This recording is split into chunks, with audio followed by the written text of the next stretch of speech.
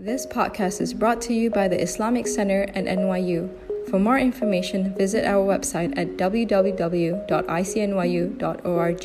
Assalamu alaikum wa rahmatullah.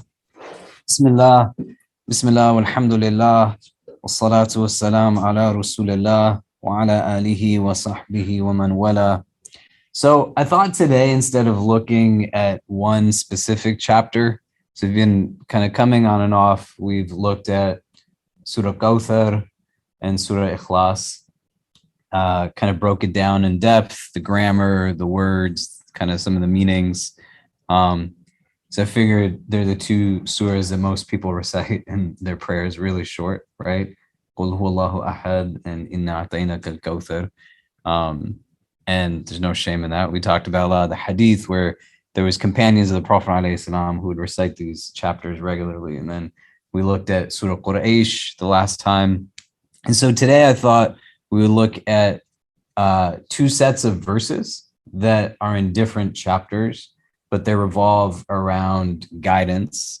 One is in Surah Fatiha that we say quite often, Ihdina sirat al-mustaqim. And then in Surah al-Balad, وَهَدَيْنَاهُ النَّجْدَيْنِ. And so just to break this down a little bit grammatically, and why I thought this would be something important for us to look at is because we say this again and again, but the language in and of itself is not something, sorry, I know I said I wasn't going to walk. But the language in and of itself isn't necessarily terminology that's utilized in our day-to-day jargon, right? Like we're not necessarily talking through words like guide and guidance when we're speaking daily, right? How many times on a daily basis do you ask somebody for guidance in some capacity, using that language particularly? Do you know what I mean? Somebody might ask you for directions on the street. You might ask someone to give you some deeper understanding. But when there's antiquated language utilized, or the challenge in kind of religion that's very ritualistic, is that the more and more that we engage the mechanics of something, even if it's an utterance, it just now becomes very externalized, right? And the meaning of it doesn't necessarily resonate so much. So the two kind of words that we're looking at that have a similar or have the same root is ihdina and hadayna. And if you can't read the Arabic, it's fine, right? And, if we transliterate ihdina, and here it's hadayna with like an aspirated ha at the end, hadayna, referring to like mankind. But you can hear the same root, right? And so hidayah, guidance, it's not just guidance in the sense of what we might think of it as. Like, what do you think of when you hear the word guidance or you're invoking God for guidance? The sense of direction, where we don't have a vision towards, we're just lost and we want some kind of direction to push us towards something that will benefit us. That's why I think that. Okay, what else? Yeah. Going through like a rough time, you need guidance to get out of it. Yeah. Okay. It's not a trick question. Is it anything, right? Yes, not a right or wrong. Right. What else? What does guidance mean when we're asking for guidance? Answers. Yeah. Yeah. And things similar to that. But essentially when we're talking about hidayah, it's not just like guidance in that sense. Because we're rooting this in a relationship between us and Allah. And when we've broken down the word Rabb, for example, which means Lord, or we translate it as Lord, the definition of the word Rabb is not just Lord in the sense of how we understand lordship to be, but it's to be al-Malik, right? The kind of master, the owner, the authoritative figure, to be Sayyid, right? The one who is the decision maker, to be Murabbi, right? The caretaker, the nurturer, the provider, to be the healer, the mender of all things, to be Mun'im, the giver of blessing and gift. So when you're asking that Rabb for hidayah, the word hidayah, it has the same root, for example, as the word for gift in Arabic, right? Hadiya. And if you speak Urdu or Hindi, it's got cognates. You know, you give someone a hadiya, right? It's a gift.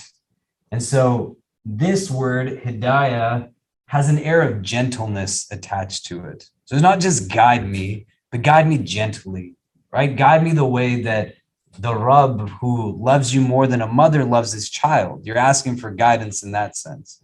Do you know what I mean? And to evoke imagery that's in this way, that gives us an understanding that, for example, if you've ever seen a child with their parents that's just learning how to walk, to learn how to maneuver in certain ways, right? That child is now in a space where the parent is ever watchful, sometimes holding hands as they're learning how to actually use their leg. There's a certain care and compassion to it. That's what you're saying, right? You're not saying that just show it to me, but kind of hold me by my hand. Gently maneuver me towards this. Ihdina sirat al-mustaqim, but that guidance in both ways is essentially like that gift. And there's a gentleness to it that's being evoked when we say it. Does it make sense so far? Okay. So if we look at this verse in Surah Al-Balad, it says, وَهَدَيْنَاهُ النَّجْدَيْنِ وَهَدَيْنَاهُ النَّجْدَيْنِ. In Arabic, the word najd refers essentially to a path that's tough to kind of traverse, right? And it's not saying that, and it's saying two paths. So when you have this ending, najdain, right? It's the word is najd, and you add the ain to it, it's saying two pathways. So you have in Arabic grammatically different forms. You can have a singular, a dual, a plural. Some plurals denote like a small group, some denote a big multitude, right? Like when we were talking about Kawthar in Surah Kawthar, it's like a lot of blessings. The way in Arabic, the word for stars is kawkab, because there's so many stars, right?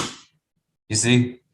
And so here, وَهَدَيْنَاهُ النَّجْدَيْنِ is just talking about two pathways. So you're essentially in this place where you're gently guided to a crossroads.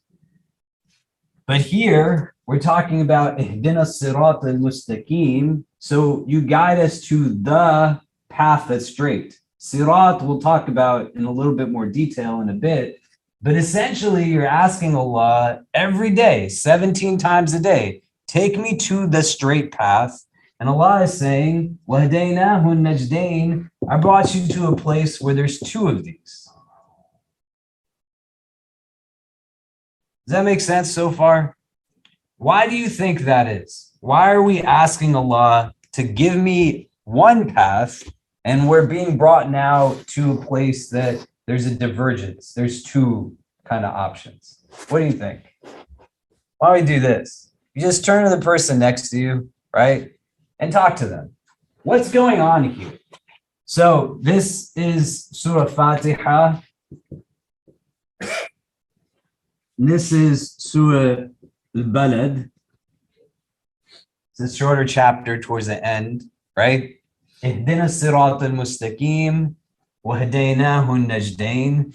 Why, if you are asking God 17 times to take you to a defined straight path, do you think we are getting a verse, and there's verses that surround it, right? But essentially still evokes this idea that we're being taken to a place where you can go in a couple of directions. Make sense? Just turn the person next to you. If you haven't met them yet, ask them what their name is. Ask them how their day went. And then just talk about this, right? What do we think is the point of this? Why is this kind of where we're being gently guided to? That kind of gives us deeper insight, right? Sirat al-ladina an'amta alayhim, so the one that your ni'mah is upon, your blessing. غَيْرَ الْمَغْضُوبِ عَلَيْهِمْ, not those that you're angry at, or those who are in loss, right? ضَالِينَ. And we're not looking to categorize individuals by kind of walking around and pointing fingers at people. It's meant to be introspective. Do you know what I'm saying? Right? We get to a place where we don't want it to be mechanical. So, for example, the sheikh says to his students, do you want to see the difference between a student of fiqh, the student of externals, and the student of the heart, right? The student of internals. And the students say yes. And so they're sitting in a gathering, and it says, when your classmate walks in and gives you salam, don't return the salam. And so they listen, right? There's very few instances in our tradition where a fard is outweighed by a action that's mustahab, sunnah, in its worth. Meaning, like, doing your fara'id, the obligatory acts, always have more reward to them than the recommended. But the giving of a salam is not an obligation. So if you walked in here and you didn't say salam to every Muslim sitting in the room, you didn't do something haram. But if somebody gave the salam and nobody responded to it, then that's the problem, right? The giving is a sunnah, but it's a fard kifaya. Somebody's got to respond to that salam. In context, we're all praying and somebody walks in and says salam, don't turn and say salam to them. That's not what we mean, right? So the student comes in and gives the salam and nobody responds. And the second time he gives salam, salamu alaikum, no one responds. And then a third time he says the salam again, and again no one responds, and he gets angry and he says, don't you know it's fard upon you to return my salam? And then the second student comes, the student of the heart, and the sheikh says, again, don't return the salam. And he comes and he replicates the same behavior, not consciously or purposefully, it plays out in that way. He gives the salam, no one responds. The second time, again, no response. The third time, he gives it again. And now, distinct from his classmate, the student of the heart says to his peers when they don't respond, did I do something to offend you as to why you're not returning my greeting? You see the distinction? And so the idea in recognizing the categories is to be able to say that, yeah, there's an opportunity for us to think about this and everything that we know, but you want to start to think about it. Do you know what I mean? So even where there's now the idea of a defined, an as-sirat, right? There's an alif lam to it. And then there's two other paths that Surah Fatiha talks about, right? غَيْرِ الْمَغْضُوبِ عَلَيْهِمْ is one. So the ones that you're angry with, right? May Allah protect us from being in that class. وَلَا الضَّالِينَ, the ones that are just lost, right? Those are distinct, and they're telling you what this is not. So a principle in our tradition is we can understand what something is by also understanding what it is not. You know what I mean? So I can know what is love by knowing what is not love, right? What is healthy love by being able to understand what is unhealthy love. You see what I mean, right? What else? Why are we in this space, right? Assalamualaikum.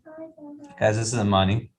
Just walked in. Everybody also greeted each other when they came. So I'm not trying to put you on the spot. Yeah. But now that's significantly awkward for you. Why is this like this? What else did you talk about? What do you think? Like, why is God gently guiding you to two pathways? The words are different, so don't get lost in the nuance in translation. We'll talk about what the distinctions are, but fundamentally, you're asking for this, and Allah's bringing you to this. Why? What do you think?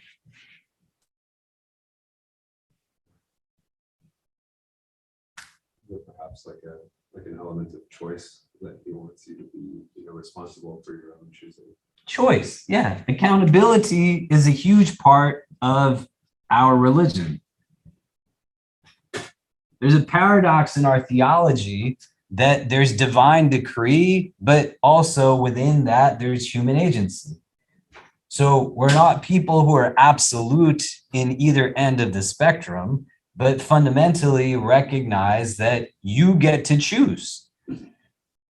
And within that, this next verse, فَلَقْتَحَمَ الْعَقَبَةِ, the Aqaba in Arabic referred to the summit of a mountaintop, or if there were two hills, the valley in between, that if somebody was fleeing from harm, they were looking for relief, they'd go to the Aqaba. Essentially what it's saying is you're not going to make it, you're not getting to the Aqaba, because you get to this place and you're not making a choice, you're not making a decision. You see? You're in a sphere where it becomes paralyzing at the end of the day. Because as a text, the Quran in and of itself creates quite often an ethical framework for us to navigate in. There's not a lot of verses that are just very definitive. And even where they're definitive, it doesn't become so easy when I'm trying to execute in my day-to-day. I got to still choose my choices fundamentally. So a verse that says don't eat pork, it means don't eat pork. That's just what it means, right? So don't eat pork, that means don't eat pork. But most verses are not like that. And what they're allowing for now is for each of you to decide decisions quite uniquely. The frame now that we engage this in, though, is through a prism of this, hidayah, guidance. That's a distinguishing factor. The word sirat, when it's broken down, has some characteristics. It's a path that's straight, meaning like not crooked, right? What's the difference between a road that's straight versus one that's all over the place? Do you know what I mean? And just think about it. The idea is to elicit within yourself imagery. This is a recited text, and so you want to engage it with all of your organs of sensory perception. So you start to think in your head. But something that's straight is also not just from point A to point B, but you can literally stand here and go in a path that's straight, and it could be on 360 degrees worth of angles and also in directions that go all over, right? It's not just limited from me to there and that's it, you see? And movement is a big part of this tradition. You're not meant to just sit and be stuck, but you got to embrace the ability to kind of go and be fluid in some ways. Does that make sense? It's a path that has a certain ease to traverse and familiarity, meaning that others have kind of gone down it too. And you get to a place where it's big enough to fit everybody, right? There's 2 billion of us. There's also 6 billion people in the world right now and trillions of people that have existed. And the whole idea is to get you to where you're trying to go, right? You're not just like walking aimlessly, but there's a point to it. You see? Like it's bringing you to an objective, a defined destination. Does that make sense? You might say, well, these are certain things that are obvious, but when you're invoking Allah through this verse again and again, this is what you're asking for. I want to be in a sphere where I see this, guide me gently to it, and these are the characteristics of that pathway that I want. The word najd is not the word sirat, right? They're 2 different words. And najd is distinct because it's a path that's not necessarily so easy to traverse as such, meaning that sometimes it's not about, hey, do I wear like blue on blue on blue? Who cares, right? None of you are going to go home today and be like, man, what was he wearing when he was talking to us? You could care less. And a week from now, you won't even remember the clothes that I'm wearing. So when I'm choosing what to wear, yeah, there's parameters to it, but it's not the same as when I'm sitting and I'm trying to think, hey, who should I get married to? I love my wife and I'm married to her, and that's what I'm married to. But you get what I mean. Is it worth it for me to kind of put time into this relationship? Should I move to this other place? Should I take this job? Should I apply to that school? Right? It's not mundane decisions. So it becomes inevitable that you're going to get to a place where you get to a crossroads. And what's important to recognize that when you are brought to the najd is that this is still fundamentally embedded in that process. That in order for me to achieve this, I have to be willing to walk this. Do you get what I mean? This is not just going to come very simply. And it's not just going to also come with neat boxes of right and wrong and do's and don'ts. But fundamentally, what a lot of choices are going to yield are just more choices. And then consequently, you're going to build upon them and build upon them. But the categorical distinction is going to be Am I doing it in a state where I embrace the opportunity to have hidayah be the basis of it? Or what's the opposite of being in a place where there's an element of guidance? What else is there? If there's not guidance, or we have guidance on one spectrum or end of the spectrum, what's on the other end of it? What else is making the decision then? What's another word, an opposite of guidance or being guided? You went astray. Yeah, but like in your own language, right? You know, huh? Doubt yourself. You can doubt yourself. Yeah, right. Do you see the difference? Because if Anjani asked me, how do I get to the A train? And I told her to go to Broadway instead of 6th Avenue, she's not going to get to Broadway and be like, Khalid led me astray, you know? But she's going to get to a place where she didn't get to where she wanted to be because there was an element of being misguided there, right? Do you see? Why is this important? When we get to a place where you are engaged now, what kind of guides essentially our moral compass? What kind of is in a place where there's an opportunity to be more connected to faith? It's not going to come now just at doubling down in mechanics that are just externals. Because the ability to pray and pray more as an exercise, yeah, it'll be a source of illumination. But I want to start to be able to kind of prostrate with my heart also. I want to be in a place where my standing is also ever present with my spirit, my soul. And so this is the fundamental building block of sound spirituality. The state of your spirituality, your spiritual self, is going to be rooted in the decisions that you make, the choices that you make, is going to give you insight as to what's going on in the world inside of you. You want to have a metric of assessing your celestial self? Look at your decisions, right? Why do I say hi to some people but not hi to other people? Why do some people invite me to their homes but other people don't? Versus why do I invite some people in my home and others don't get invited to my home? I was in Portland, Oregon, right? We were there, but maybe not at the same time. I was really excited we were going to be at the same wedding. And I was pretty sad that there was only like 50 people at this nikah. But I told everybody that I knew you. And I don't know if that's creepy or not, but it was good. And they had this amazing imam at their local masjid. I went there to pray Jummah. He's from West Africa. He talked about verses of Surah Al-Rum. And he talked about them in the context of being able to explain why we need to have better gun control laws in this country. And there was a guy who came to the wedding from Pakistan, and he turned to me in the car on the way back from Jummah, and he said, "Is this what people talk about at Jummah here?" He wasn't being mean.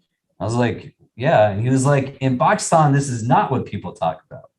It's like, I can't imagine somebody giving a khutbah like this. And I said, well, you want to think about what it really means to be able to critically engage a text that doesn't now refer purely to theologies that were understood and contextualized decades, centuries ago, that were answering important questions, but how you can engage a text to be able to make it relevant to the questions that people have today. Because it's not unreasonable that somebody's going to ask, why would God create COVID-19? And what are you going to tell those people? This is a test from God? 30,000 people died in New York right in the beginning. It was crazy here if you were in Manhattan. And so this sheikh, he was able to engage this verse. You could tell he spent time thinking about it. And then somebody said to me, you know, when we hired him, and even now, there's people who refuse to pray behind him. It's not the first time I've been to a masjid where some brown people told me that there's other brown people that refuse to pray behind a black person. They're making a choice, fundamentally. And in that choice, they're choosing a direction. It's not the right direction. Don't be racist. But it's giving insight also into a spiritual state, right? This is a product of the heart that I see in terms of what I perceive as inadequacy, not what God determines, right? But in my limited capacity, where I have perceived perceptions that say there's inadequacy in this individual. Based off of what? It's giving me insight. That's where the decisions are. That's where the choices are. That's where the spiritual self is. You want to aspire to get to the Aqaba, the place of relief. And a key factor, not the sole factor, because we could have this conversation in a lot of different ways. We could talk about it in holistic self-care strategies, right? You're going to be in a frenzy if you get to this place and you're not sleeping well and you're not eating well and you're trying to figure out, my parents don't want me to do this, but I know this is good for me. What should I be doing? And you're just running on empty.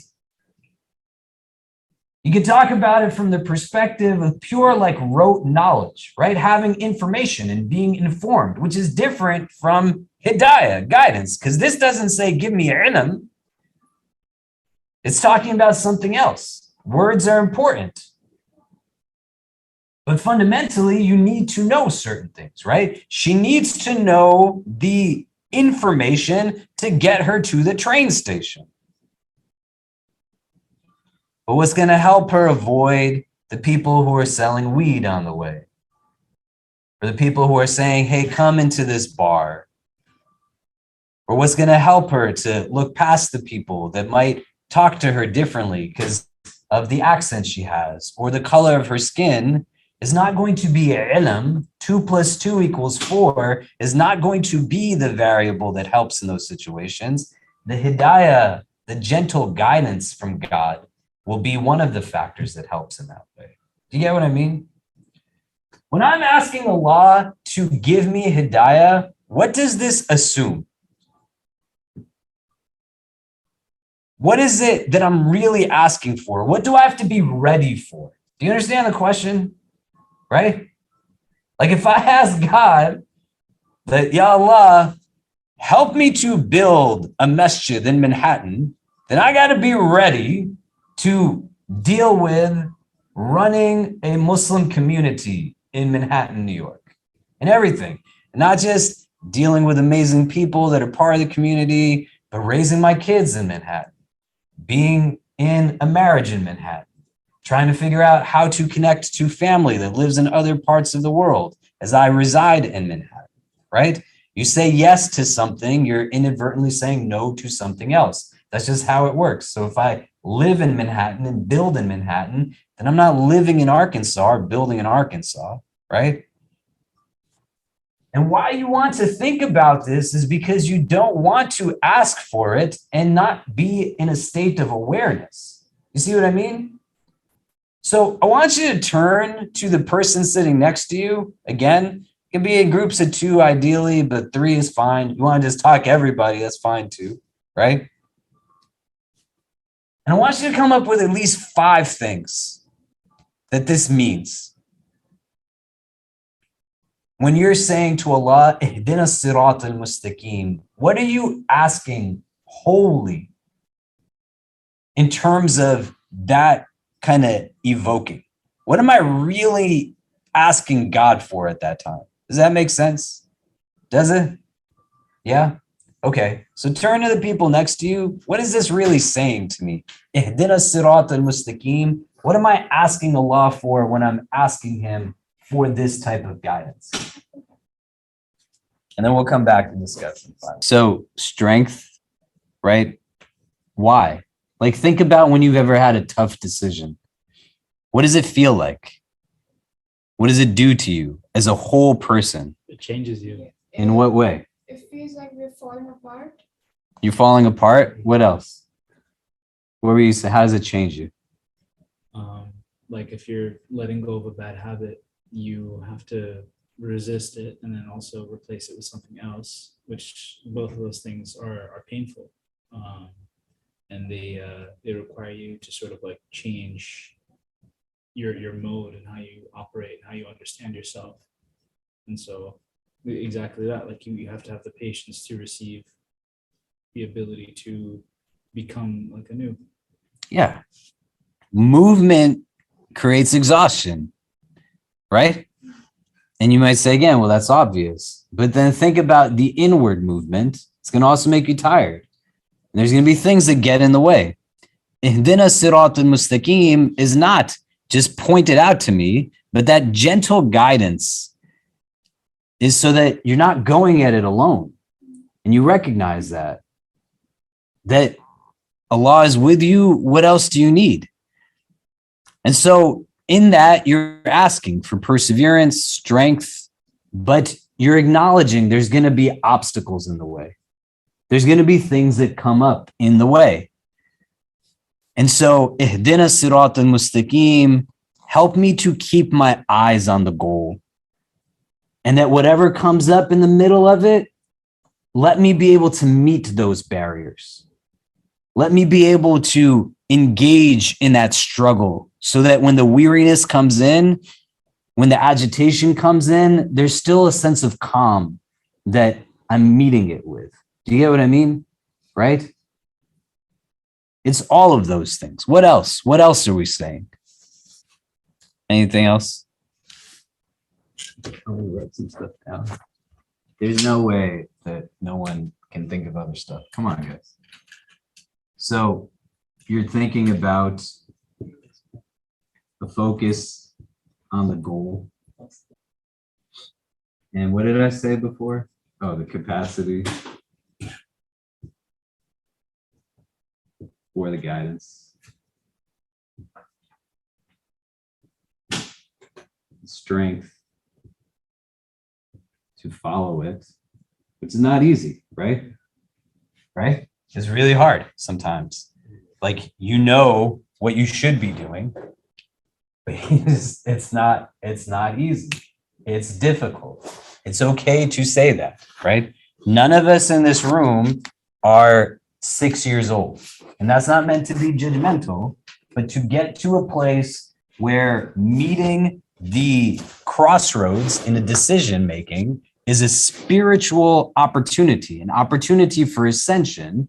You have to be able to be not honest with yourself, but vulnerable with yourself, and to be able to acknowledge that some things are difficult, some things are exhausting, and some things are going to necessitate distinct strategy to be able to take them on. It's not as simple as just do it and it suddenly happens.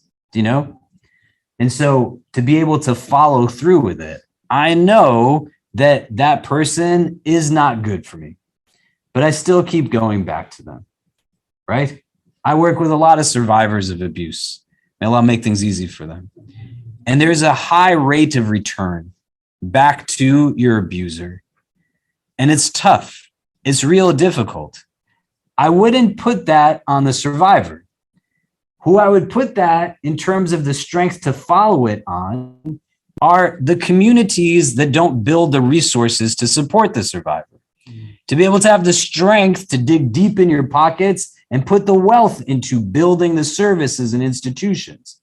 You see, that's where it comes back to me and not on the other. That's why it's an introspective exercise. That I'm not going to say, how could she go back to him? Versus, you know that it happens. You have the information. Why are you not doing what needs to get done to follow through on it, right?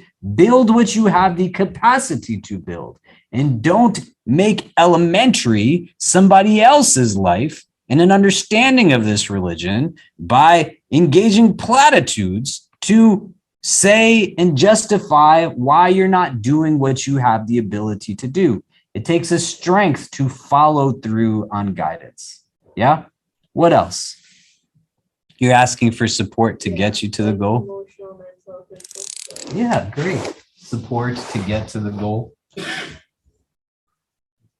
We were talking about how like Like hidayah is almost like Allah giving you like an internal compass that leads you to what you're asking for, even though you don't necessarily know where it is. And so it's like, even though you don't know where you're going, to sort of like be open to what will come to you and to accept it and still remain steadfast on the path. I don't know if that makes sense. Yeah. So to be open to it, and what I would add to this is to act upon it, right? And one of the things that would be great to build like a kind of multiple set of intentions. So let me take a side on this for a second, a tangent, but it's still relevant.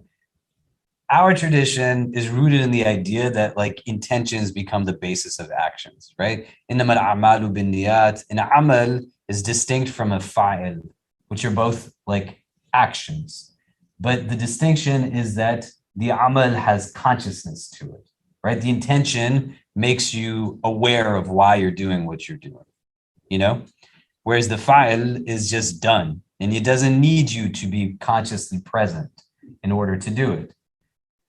You have rewards associated with righteous intentions, good intentions. You know what I mean? So if I stand in front of you and talk to you, and it's because I love you and I care about you, versus I stand here because I get a kick out of people liking my social media posts, right? Fundamentally, there's a distinction in the motive that I'm bringing to it. I don't want it to be about arrogance versus confidence, right? May Allah protect us from arrogance. I want you to think about intention now through a principle that says singular actions can have multiple intentions to them. So you can do one act, but have many purposes as to why you're doing it.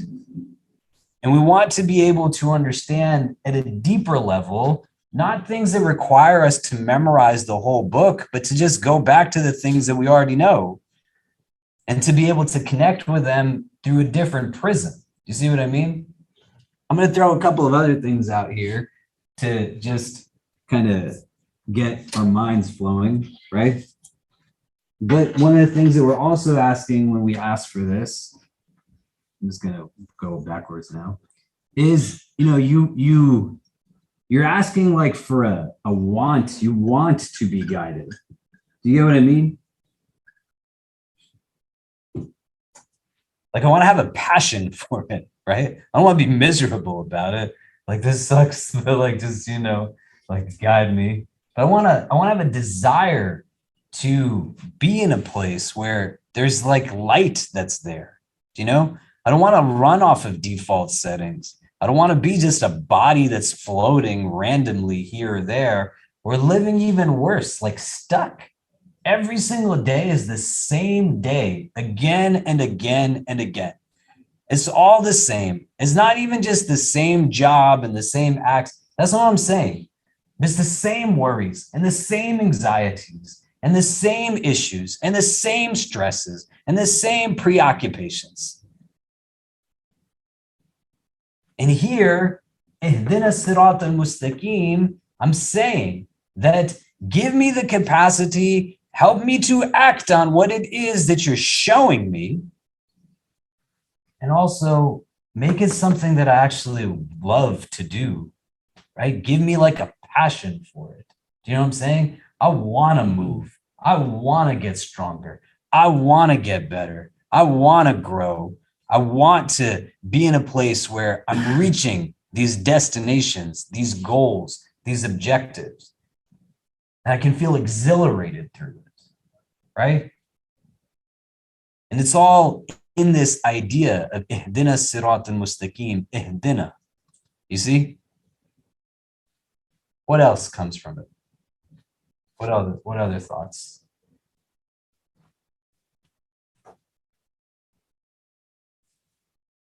How does it relate now to what we were saying about coming to the two najd?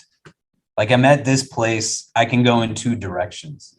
Where is the connection now from the sirat that is mustaqim and the path that's tough to traverse, the najd? And there's two of them. How do we start to see that? And in that intention, what are we affirming? Who are you asking for the guidance from to begin with? Huh? Allah. What does that mean? Yeah. Your faith in it. Yeah, but in what way? Like, I can believe God exists, you know? I can believe God created the world. I can believe that he is al-Khaliq, that he made everything from nothing. But does that mean that I believe that I need God in my life? Do you know what I'm saying? Right? The most fundamental relationship that any of us are categorically in with Allah that Islam posits is that all of us are abd. We are all reliant on something to exist. That's the definition of an abd. And Allah himself is uniquely Rabb because he doesn't rely on anything to exist. And so in Ihdina Sirat al-Mustaqim, you're affirming where I'm not necessarily in a place where ultimate kind of guidance in the sense of, I don't know where to go, who am I going to really turn to, is going to come from anything of God's creation. My validation is not from God's creation. My sense of understanding of self is not based off of things that are societally just acceptable, right? Because the hadith says, you know, kun fi dunya ka'annaka gharib, that be in the world as if you're a stranger. Islam started as something strange and it's going to end as something strange, right? So give glad tidings to the strangers, the hadith says. You know what I mean? And it's a weird time to be in existence right now because you're just like, how crazy is it? The kind of things that people seek to intellectualize, right? You have people that are engaged in conversations that they feel like make sense in some capacity, that are talking about things that are literally going to hurt millions of women based off of these Supreme Court rulings. People are putting in all kinds of nonsensical inputs on gun control laws, conflicts that we see taking place in the world. So much just rhetoric, so many words, so many things.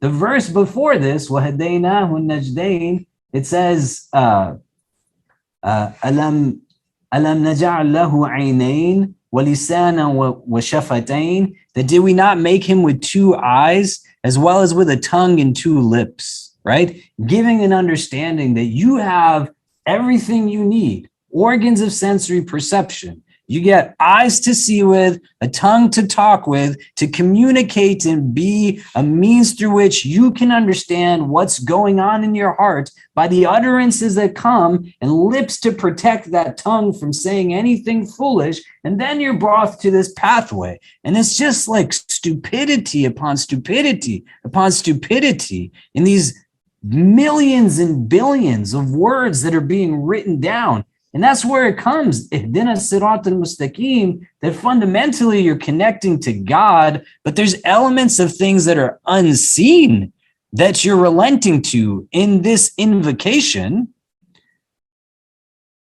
That is not just only in this moment, like what's happening here. Do you see what I mean? Right? And 17 times a day, Ya Allah, like give me the capacity. I don't want to be in a place where and it's, that's what I was saying in the beginning. It can't be this kind of antiquated, archaic, or also like timid, unfamiliar sense of how you relate to religion. That you only think about this in terms of, well, if it's real, then it's about me like praying more or fasting more or giving more. No, this is a religion. You do the basics. The hadith has literal people that come to the Prophet, tell me what I got to do at a minimum, right? Paraphrase, but that's what they're saying. The Bedouin comes and he tells them to do the fundamental rituals of it. And he says, I'm doing this and I'm not doing anything else. That's all I'm doing. And the Prophet says to the companions that if he sticks with it, he's a man of paradise. That's not what it's necessarily only about when you're asking for this fundamental building block of your relationship with the divine. So you're saying where there's these shadows, there's this darkness, like help me to understand, give me insight, give me the capacity for it, give me the strength to move and act upon it. Let there be people who compel me towards achieving it. Remove the barriers and the blocks out of the way. And when you add in the latter part of it, in the couple of verses that come after, right? غَيْرِ الْمَغْضُوبِ عَلَيْهِمْ وَلَا الضَّالِينَ. You want to also be able to understand sometimes that there's not two sides to things. Sometimes certain things are just wrong. And they're terrible. And there's an advantage to be able to see just how horrendous they are, because you can say, even if I'm stuck where I am, I know I don't want to ever go down that path. And that's not the same as a struggle that is a struggle with this relationship. I really like this person and I overstepped some boundaries. I made a mistake and I committed this. I'm not undermining the haram, but you can see what greed does to people. You can see what selfishness does, what desire, like real desire, what it does. When it's attached to something now that is simply egocentric, feeding the nafs and fueling the nafs and thinking only of the nafs. To be in a place where this happens, it's not going to be something that's nafsi. You're going to be brought to the place where there's going to be a crossroads and you got to make a decision. And Ihdina Sirat al-Mustaqim also is saying that help me to understand what that is not. Because I don't want to go down the route where somebody thinks it's okay to be able to do the things that humans are doing to each other these days. Why did our Prophet ﷺ make the decision to ask the little boy about his pet bird that passed away? A child is in tears. Ya Aba Umair, ma fa'ala an-nughair, that, oh, Abu Umair, what happened to the small bird? He asks him, engaging in the midst of dealing with entire responsibilities, all kinds of familial relationships, everything that a community is in need of.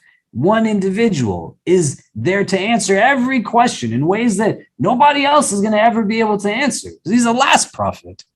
And he still chooses to focus on that child. A young girl is on his mount as they go to a battle together, the women of the Ghafar tribe.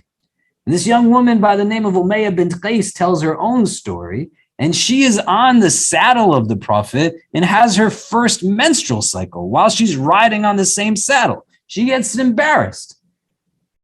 He engages her in conversation, gives her insight on what to do. Doesn't say, go talk to the women, this is a woman's issue, but helps her through it. And then at the end of the battle, she tells the story and points at a necklace that she's wearing there. And she even stipulates that when she's buried, she wants to be buried with that necklace, because at the end of that battle, the Prophet comes and finds her and gives her this necklace on a day when women are feeling isolated. They don't know how to explain certain things. They're struggling with it. Happens in school. It happens outdoors. It happens here and happens there. The Prophet made this young girl feel like a queen on that day. How did he make that decision? What's going on inwardly? You see what I mean? And then you trickle it down, not in a paranoid way, but in a way that understands fundamentally that's what this dunya is about. It's a world of exertion. It's a world of accountability. It's a world of action. It's a world of choices. So why are you choosing not to pray your prayer? Why are you choosing not to give the charity you can give? Why do you choose to stay up into the late hour of the night, knowing it's going to give you what it brings you the next day? Why did you choose to yell, to lie, to gossip, to not think about it in the frame of self-deprecation? That's a tool that gives shaitan victory.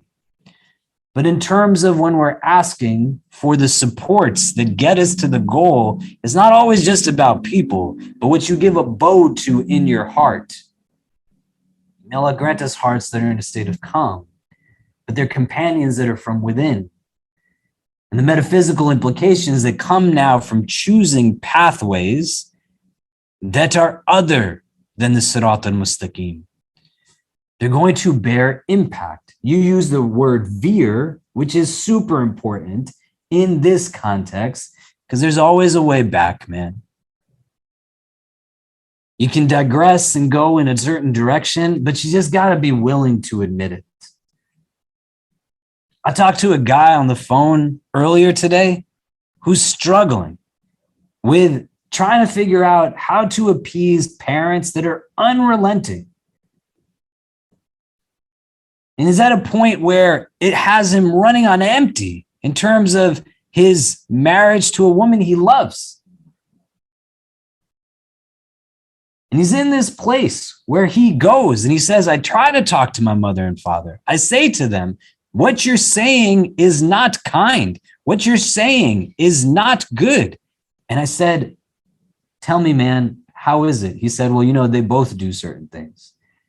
And I said, you can't both sides everything. Tell me honestly, what's going on? And he said, my parents are more at fault. I said, what did they say to you when you told them that what they're saying to your wife is not right? He said, they just explained to me why it was something that they were doing. And I said, then they didn't admit it was wrong, right? When you veer off, you want to be able to not acknowledge for anybody, you don't need to announce to the world, but you recognize your own capacity to actually veer so that you're able to see the obstacles that get in the way, and then you bring yourself back to where it is you want to be. And all of this is just in this sentence that we recite so many times. Ihdina sirat al-mustaqim. Guide me to it. Guide me to it. The last thing I'm going to say, and I'd love to hear some of your thoughts. I'm going to ask you all to talk to each other about some takeaways, and then we'll come back and see what people came up with. When you ask of Allah, He's going to give it to you. Not because of who you are, but because of who He is, Azza wa Jal. Somebody asks you how you know God loves you. He's Al-Wadud. Allah loves you not just because of who you are. Allah loves you because He's the source of love. He's the giver of love. He loves you because of who He is and who He tells us He is. So when you're asking for it, Ihdina sirat al-mustaqim, the openings are coming. What gets in the way of seeing them sometimes? When you're making the decision now to go down this nudged or that nudged, what's coming that has me choose the one that later on I say, man, I wish I did not do what I did? Do you get the question? What keeps me from seeing sometimes the openings, right? I'm going to say it with love. I'm not going to give you specifics of it. I talk to people sometimes, man, in our community. I love all of you so much. And they're like, I've been praying istikhara, I've been doing, and then they tell me the entire situation of what they have going on. And I want to say to them, how do you not see that what you are asking God for, He is again and again showing you exactly what it is that you are requesting of Him? I'm not going to do that because I'm not a jerk. But what's getting in the way? What's keeping us from seeing the openings? Do you get what I'm saying? And you want to think about this at a spiritual kind of level. What's blocking the vision of the heart from seeing the openings that come as you make the dua? Because the dua just isn't, Ya Allah, get me into the school, and then you got into the school. Get me the job, get me the spouse. But when you're asking, Ya Allah, is this good for me? Or Ya Allah, how do I heal from this? Send me healing. A way to overcome some of these things. It's not tangibles the same way as I got the application letter, the admission letter to, the MBA program at such and such institution, or, I signed the wedding contract. It's definitive, but it's something now that's a little less tangible, but so needed. So I'm asking, Ya Rab, help me to find a sense of contentment. But then why don't you go to the gatherings that give you a sense of peace? Why are you choosing elsewhere? Do you get what I'm saying? Right? What gets in the way from now taking that? I'd like for you to talk to each other about that just for a couple of minutes. Because like some of you, myself included, I'm 39 years old. And my relationship with prayer when I was younger was interesting. But probably since the time I was 16 or 17, I've been pretty consistent in praying my prayers, alhamdulillah, right? In the middle part of my teens, I just didn't like really do it so much. And that can be a conversation for another day. But to give you an idea that even if I started when I was 19, but I didn't, I started earlier, right? You're talking about decades where every single day I've been saying this again and again and again. Like, what does it mean? What am I really saying and invoking? And if I'm asking the divine, and he is Al-Mujib, he is the one who responds to prayers definitively, right? وَقَالَ رَبُّكُمْ وَدُعُونِي أَسْتَجِبْ لَكُمْ, right? And your Lord, your Rabb, says, call upon me, وَدُعُونِي أَسْتَجِبْ لَكُمْ, I will respond. Definitive divine promise, right? So at some point, there was likely hidayah that came. Why didn't I see it? Why didn't I act upon it? What's getting in the way from me seeing and taking advantage of the openings? Do you get what I'm saying? What did you talk about?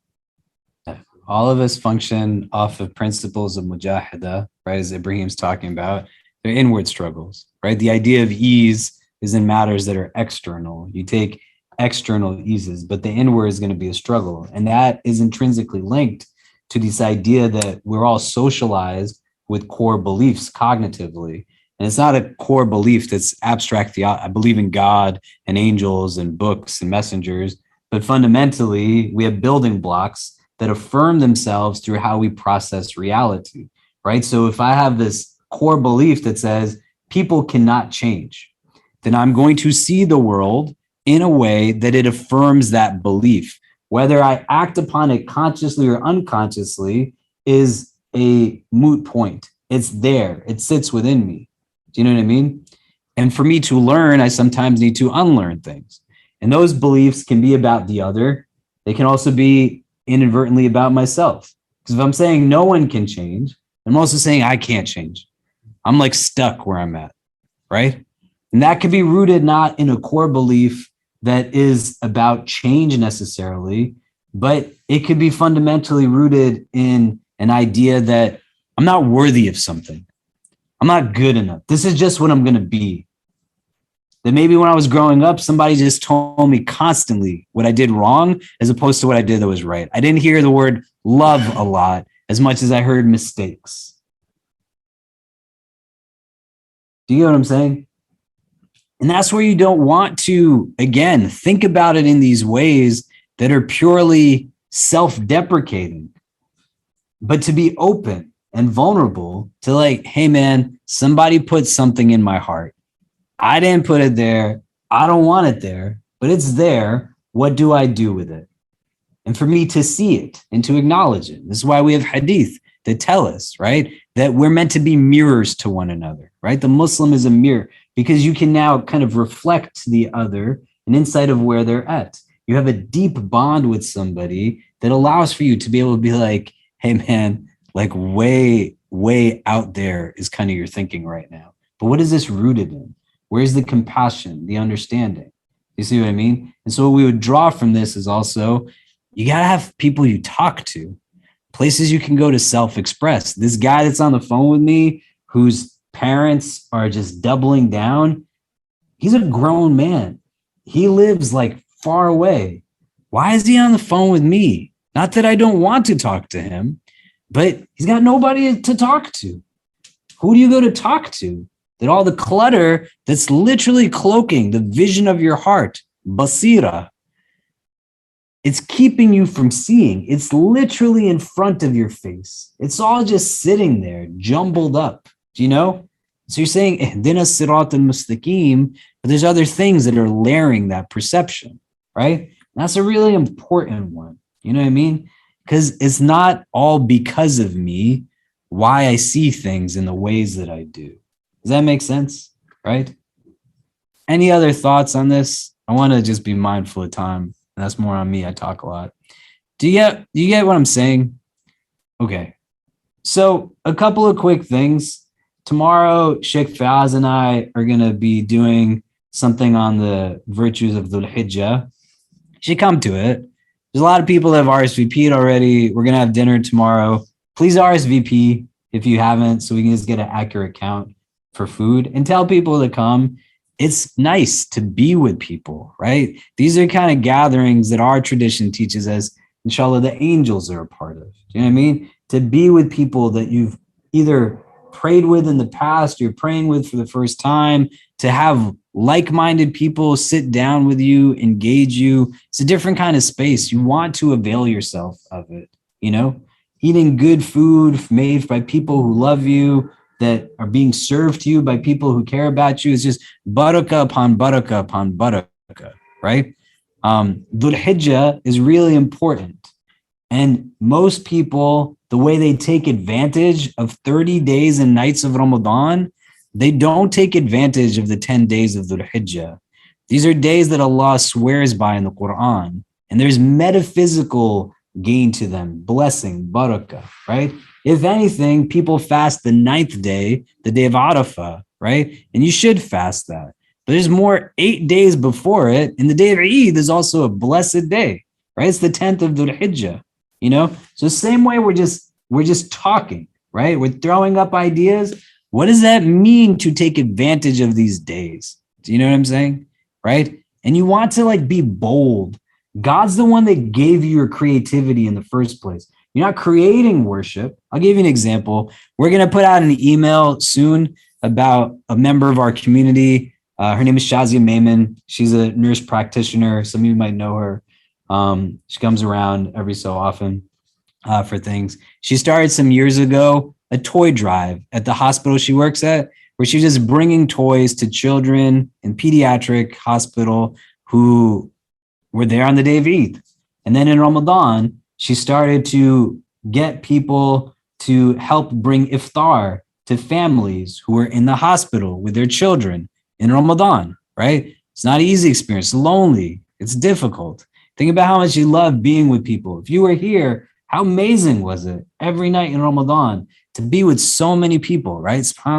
It's bringing tears to my eyes even just thinking about it. But on the other end of it, where you're sitting and you don't know what's going to happen to your kid, and you're in a hospital by yourself. So she started an organization called Caregiver that this year is now bringing toys to 25 states in the United States, hospitals across, right? And she started with an idea and grew it to something. You see what I mean? And where we want to remove some of these impediments is so that we can start to think also. You build something from something and it grows to something. It doesn't have to be like kind of all out there, you know? And so we want to think about it in terms of what is good you can do in Dhul Hijjah. She right now has like residual blessing that's coming. Can you imagine what it's going to be? May Allah grant us all entrance into Jannah without any judgment. There's going to be kids, man, who are going to come and their smiles are written in Shazia's book from the days of Dhul Hijjah, because she just thought about bringing toys to kids who didn't have anything, you know? That's what I'm saying. Like, you don't have to think about it just in terms of the du'as I'm going to make, right? Be like the answer to somebody's du'as. You know, you don't want to think about it just in terms of, I can only fast and that's it. No, like, be creative with it. Do you know what I'm saying? So come tomorrow. I have no idea what we're going to talk about, but maybe we'll talk about something like this. Right? So you can recognize your own ability and then you prep for it. by the end of this week, we're going to know when Dhul Hijjah starts. And we are limited here by like the hours of the building, but we're going to be doing iftar on the day of Arafah, and we're going to have Eid prayers, inshallah. We're going to need people's help. So if you can help to volunteer and sign up to volunteer, that would be amazing.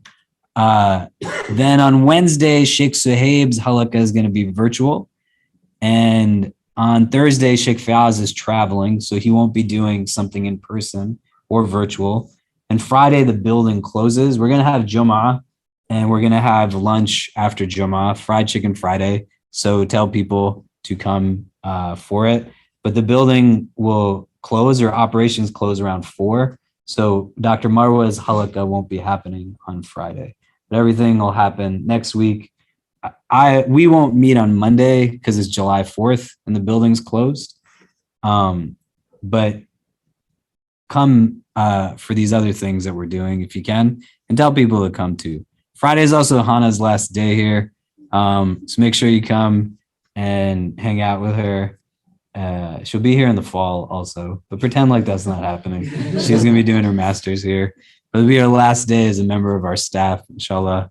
Unless we can convince her to come back and work for us again after she's got her master's degree. But I think all of you know without saying how amazing of an asset and resource Hannah has been for our community. And it's again part of our blessing that in the Jummah prayer that she'll be attending on her last day of work, that we'll be able to benefit from the barakah of her company on that day. So you want to come and spend some time with her in that capacity, if you can, inshallah. Yeah. Any other announcements before we wrap up? Yeah. Very quick question. Just like, what's a very simple, like let's say maybe 3-step thing you do to make when you're making a decision? Like, what would you do? Like very quick. Like, let's say you're making the decision. Like a major decision? A major decision. What are the steps you would take? If I have the capacity to, I'd ensure that my self-care is on point. Okay. So I try to, in general, have like good self-care strategies, physical wellness, especially because a lot of the bad habits that many of us engage in when we're younger, they catch up to us when we're older, you know? So sleeping well, eating well. I love to sleep. Like I enjoy it, but I used to not sleep at all and I'd use work as an excuse. And now I'm able to get a good 7-8 hours, alhamdulillah. The summer is a little different because Isha is at the time it is and Fajr it is, but still, yeah. And I would recommend, like both from a barakah standpoint, the hadith talks about it, but also you see it as a practice, like stay up after Fajr, don't go back to sleep. You don't wake up to go back to bed, right? But sleep at a time that allows for you to stay awake after Fajr. It's when your mind is the most refreshed, you know, and you can engage in a lot of different things. I also exercise every day for about an hour, hour and a half, and that helps. And this is part of decision making, right? Because your physical, like the choice you make is arguably as important as the state that you're in when you're making the choice. And if you're running on empty, that's what's going to make the decision, right? So if you're only sleeping 2-3 hours a night for 5-6 nights, and you make a choice, then that's what it is. And shaitan, and why this is important, right? Ihdina siratal mustaqim. If you're not strategizing, shaitan is strategizing. It's not just at random. And you have to then fundamentally think, do I believe in this or not? Right? So the idea is that either you play a role in guiding yourself to certain objectives, or shaitan is going to guide you, right? And you can think about this in every aspect of your life. If you're not designing your life, someone else is going to design it for you. So your physical wellness, and then other aspects of wellness, spiritual, emotional, mental. If I have a major decision, right? I'm going to say this objectively speaking, our community is 10,000 people. One of the big blessings I have that helps me avoid haram is that literally all day, every day, people ask me, can you make dua for this, do that, do this? I couldn't look at myself in the mirror if you asked me to pray for you and my prayer wasn't where it could be because I was engaging in complacent pursuit of haram. So you don't want to do haram things when you have a major decision coming up, right? It'll have impact on you metaphysically.